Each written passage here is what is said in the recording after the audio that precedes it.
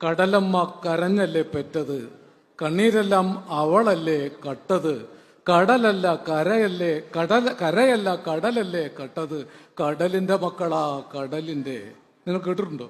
കടലിന്റെ മക്കളാ കടലിന്റെ എന്ന് വേടൻ പറയുമ്പോൾ ലക്ഷക്കണക്കിന് കടലിന്റെ മക്കൾ കണ്ണുനീരും പട്ടിണിയും വിശപ്പുമായി ജീവിതത്തോടും മല്ലടിച്ച് തകർന്ന് പൊടിഞ്ഞു വീണ് വീണ്ടും ഉയർത്തെഴുന്നേറ്റ് ചരിത്രത്തിൽ രേഖപ്പെടുത്തപ്പെട്ട അനേകം കടലിന്റെ മക്കളുടെ ശബ്ദമാണ് ഈ വേടൻ പാടുന്നത്. അതുകൊണ്ടാണ് വേടന്റെ പാട്ടിൽ നാവില്ലാത്ത കോടിക്കണക്കിന് മനുഷ്യർ ഉയർത്തെഴുന്നേൽക്കുകയാണ്. ഈ കാലം കണ്ട ആധുനിക നവോത്ഥാനത്തിന്റെ നായക സ്ഥാനത്തേക്ക് ഈ ചെറുപ്പക്കാരനെ എടുത്തുയർത്താൻ അഭിമാനം തോന്നുകയാണ്. കാരണം നാവില്ലാത്തവരുടെ ശബ്ദമാണ് ഈ കുട്ടി പറയുന്നത്.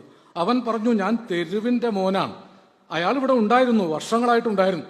ഇന്നേ നിങ്ങൾ വേടനെ കണ്ടിട്ടുള്ളൂ. പക്ഷെ വേടൻ പൊരിഞ്ഞ് പിടഞ്ഞ് അവഗണിതനായി, നിന്ദിതനായി, നിരാശ്രയനായി, ഏകാഗിയായി, ദരിദ്രനായി, എനിക്കിപ്പോഴും സ്വന്തം മണ്ണില്ല എന്ന് പറഞ്ഞു.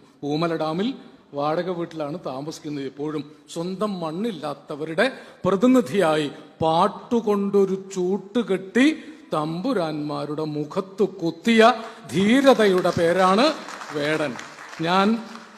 ഞാൻ പാണനല്ല, പറയനല്ല, പുലയനല്ല, നീ ഒരു തമ്പുരാനുമല്ല, ആണെങ്കിൽ ഒരു പുല്ലുമില്ല. പുല്ല എന്നല്ല വേടൻ പറഞ്ഞത്, കുറെ കൂടി ശക്തമായ വാക്കാണ്. ആ വാക്ക് ഒരു സൊഫിസ്റ്റിക്കേറ്റഡ് എഴുത്തുകാരനായതുകൊണ്ട് ഞാൻ പറയാൻ മടിക്കുന്നത് പറയുന്നവനെയാണ് വേടൻ എന്ന് ഞാൻ വിശേഷിപ്പിക്കുന്നത്.